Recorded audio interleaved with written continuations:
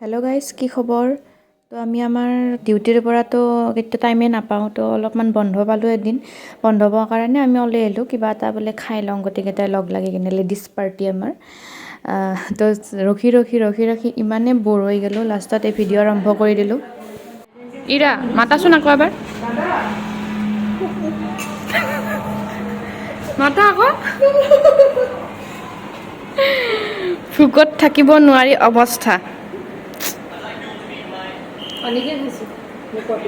বেচেৰি লাষ্টত যাই প্লেট কেইখন দিছি, তো চবৰে এক্সাইটমেণ্ট এটা আহিছি, প্লেট আহি গ'ল তো ৰেডি কৰি আছোঁ আমি।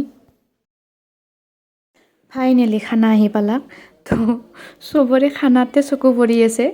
গতিকে আমি বেছি দেৰি নকৰি সোনকালে খাই দিওঁ বুলি ভাবিলোঁ। আৰু আমি দিছিলোঁ পোলাও আৰু মাংস চাংস কিবা কিবি এনেকৈ দিছিলোঁ, খালোঁ।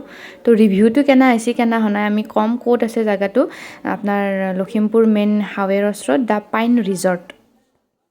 খাই বৈ আহিলোঁ, কিন্তু দ্য পাইন ৰিজৰ্ট ৰিভিউটো মই মুখৰ এক্সপ্ৰেছনতে গম পাইছোঁ চাগে চবে।